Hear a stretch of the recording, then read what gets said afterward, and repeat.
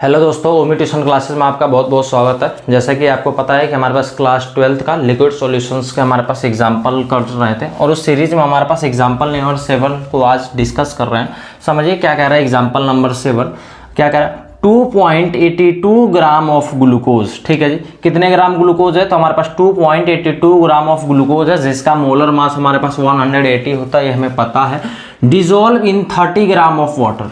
आइए समझते हैं कि हमारे पास क्या कहा जा रहा है। कहा जा रहा है कि हमारे पास कितना है, 30 ग्राम हमारे पास वाटर है, 30 ग्राम ऑफ वाटर है हमारे पास, और इसके अंदर डिजोल्व किया जा रहा है कितना, 2.82 ग्राम ऑफ ग्लूकोज C6H12O6 जिसका हमारे पास मोलर मास दिया हुआ है 180 कहा गया है। और हमसे पूछा जा रहा है कैलकुलेट मोलैलिटी। इसकी हमारे पास मोलैलिटी कैलकुलेट करना है एंड हमारे पास क्या कैलकुलेट करना, मोल fraction of the glucose and water. इसका हमारे पास कैलकुलेट करना है क्या, पहला हमारे पास समझिए क्या कैलकुलेट करना है, मोलैलिटी।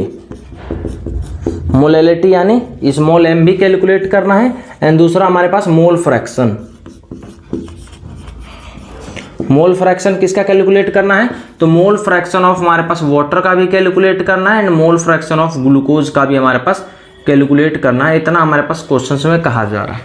समझिए अब आपको एक बात बताए हुए हैं, उस चीज़ को थोड़ा सा लगाइए। जब भी आपके पास molarity, molality, mole fraction, normality, इनमें से आपसे कुछ भी पूछा जाए तो आपका एक टारगेट रहना चाहिए। क्या टारगेट रहना चाहिए? टारगेट ये रहना चाहिए कि आपको सबसे पहले n ऑफ b की वैल्यू कैलकुलेट कर, यानी number of moles of solute को कैलकुलेट करने के बाद आपके पास एक टारगेट होना चाहिए। तो आइए सबसे पहले हमारे पास n ऑफ b कैलकुलेट करते हैं। क्यों? क्योंकि सबके फॉर्मूले में, इन सबके फॉर्मूले में सबसे जो इंपॉर्टेंट जो वर्ड होता है हमारे पास वो रहता है n of b he calculate करना रहता है। बाकी तो वॉल्यूम हमारे पास दिया रहता है, उससे हमारे पास चीज़ों को निकाल लेते हैं। फिर भी आइए समझते हैं हमारे पास कैसे n ऑफ b कैसे कैलकुलेट किया जाएगा।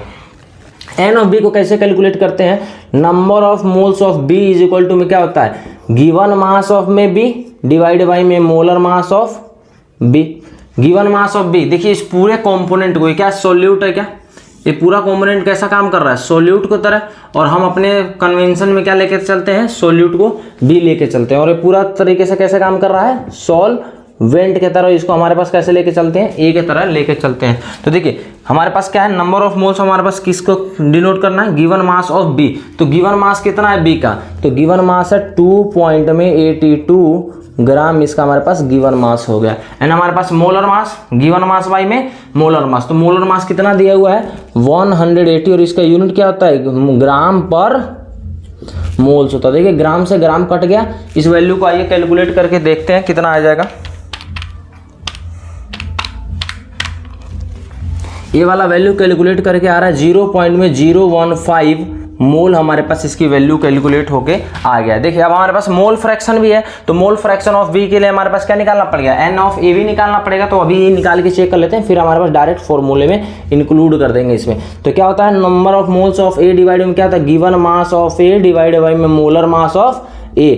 a का गिवन मास कितना है 30 ग्राम, a का गिवन मास कितना है 30 ग्राम, एंड मोलर मास कितना होता है वाटर का, तो वाटर का जो मोलर मास होता है वो होता है 18 ग्राम पर मोल होता है, 18 ग्राम पर मोल हमारे पास होता है। तो वाटर का हमारे पास डाल दिए 18 ग्राम पर मोल, हमने यहाँ पे फिक्स कर दिया। चलिए देखिए ग्राम से ग्राम कट गया। आइए इसको हमारे पास सॉल्व करते हैं। कितना आया है 1.66 मोल हमारे पास आ गया है वाटर का, इतना है। समझिए अब आइए हमारे पास a को कैलकुलेट करना स्टार्ट करते हैं। अब तो आसान हो गया, अब आपको भी चीजें पता है कि आसान हो गया। पहला हमारे पास a क्या कैलकुलेट कर रहे हैं, मोलैलिटी। मोलैलिटी को स्मॉल m से डिनोट किया जाता है। क्या फॉर्मूला होता है, number of moles of solute divide by mass of the solvent. ध्यान रखना मास ऑफ द सॉल्वेंट। अगर ये ग्राम में है, जैसे कि हमारे पास यहाँ पे दिख रहा है, यूनिट किस में आया है, ग्राम में, तो अगर ये ग्राम में रहता है तो इंटू कितने से करना पड़ता है, 1000 ग्राम पर केजी, इसमें हमारे पास चेंज करना पड़ता है। तो आइए मोलैलिटी का देखिए, n ऑफ b कितना आया, मोल ऑफ हमारे पास क्या है, मोल्स ऑफ b कितना आया है, मोल्स ऑफ सॉल्यूट आया है 0.015 मोल आ गया है, राइट। एंड हमारे पास नीचे कितना है हमारे पास मास ऑफ ए का मास कितना है, मास ऑफ ए कितना है 30 ग्राम। गिवन मास हमारे पास ए कितना है 30 ग्राम है इसका, ठीक है जी 30 ग्राम। देखिए ग्राम में है तो हमारे पास किस में चेंज करना है, इनटू 1000 से करना है। ये हो गया ग्राम पर केजी हो गया। देखिए ग्राम से ग्राम कट गया, एक जीरो से एक जीरो कट गया है। अब आइए इसको सॉल्व करके देख लेते हैं कितना आएगा।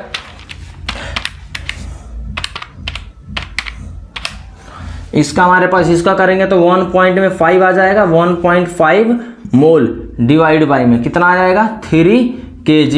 अब इसको आइए सॉल्व करते हैं कितना आएगा, मटेरियल देखते हैं। 1.5 डिवाइड बाई में 3 कितना आ गया है 0.5 मोल पर kg, यानी इसका मोलैरिटी कितना आया है 0.5 मोलैरिटी हमारे पास इतना वैल्यू आ गया है। ठीक है, कोई दिक्कत जी यहाँ तक? हमारे पास इतना मटेरियल आ गया है। इसको देखिए हमारे पास दूसरे इसको और भी किस तरीके से लिखा जा सकता है। इसको लिखाते हैं 0.5 हमारे पास स्मॉल m भी लिखा जा सकता है। ये होगा हमारे पास मोलैरिटी को हमने कैलकुलेट कर लिया है। चलिए अब हमारे पास चेक करते हैं क्या, अब हमारे पास इसको चेक करते हैं b यानी मोल फ्रैक्शन को कैलकुलेट करते हैं। मोल फ्रैक्शन तो मोल फ्रैक्शन का क्या फॉर्मूला होता है, जाई और कैसे निकालता है n ऑफ a डिवाइड में n ऑफ a प्लस में n ऑफ b। आपको जो भी रखना है वो रख लीजिए। मान लीजिए b के लिए निकालना है मोल फ्रैक्शन, सॉल्यूट के लिए तो यहाँ पे b के लिए, यहाँ पे b क्या है तो मोल फ्रैक्शन ऑफ हमारे पास किसका निकाल रहे हैं, मान लीजिए हमारे पास सॉल्यूट का निकाल रहे हैं ग्लूकोज का C6H12O6 का मोल फ्रैक्शन निकाल रहे हैं। तो मोल फ्रैक्शन ऊपर किसका रखना पड़ेगा, ग्लूकोज का। तो हमारे पास क्या गया n of C6H12O6 divide by में किसका n ऑफ C6H12O6 प्लस में नंबर ऑफ मोल्स ऑफ में वाटर का हमारे पास रखना पड़ेगा। आया समझ में? इसका नंबर ऑफ मोल्स ऑफ में वाटर रखना पड़ेगा। तो हमारे पास देखिए number of moles of glucose में कितना है, नंबर ऑफ मोल ये ग्लूकोज है b है, तो इसका मोल्स कितना आया है 0.015 मोल आया, right. And mole fraction of glucose कितना है 0.015 मोल प्लस में वाटर का नंबर ऑफ मोल्स कितना है, वाटर का नंबर ऑफ मोल्स है 1.66 मोल आया है। आइए इसको क्या ऐड कर लेते हैं।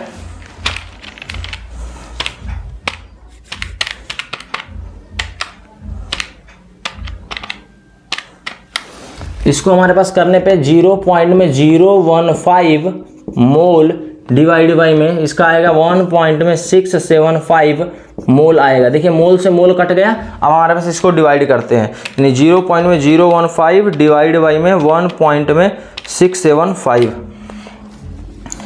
इसका कितना आ गया है, ये आ गया 0.0089 हमारे पास इसका आ गया है मोल फ्रैक्शन। किसका आया है ये, हमारे पास इतना आया है मोल फ्रैक्शन किसका, ग्लूकोज का। तो समझिए हम ऐसा भी तो कह सकते हैं, कैसा, मोल फ्रैक्शन C6H12O6 प्लस में मोल फ्रैक्शन ऑफ किसका, वाटर का, किसके बराबर होना चाहिए 1 के बराबर। तो हमने इसका निकाल लिया, तो वाटर का कैसे निकालेंगे, तो हमारे पास mole fraction of water is equal to कितना हो जाएगा 1 minus mole fraction of C6H12O6। तो कितना आएगा 1 माइनस में इसकी वैल्यू कितना आया है 0.0089 हमारे पास आया है। इसको आइए माइनस करके चेक कर लेते हैं। 1 माइनस 0.0089 इसकी जो वैल्यू आ रहा है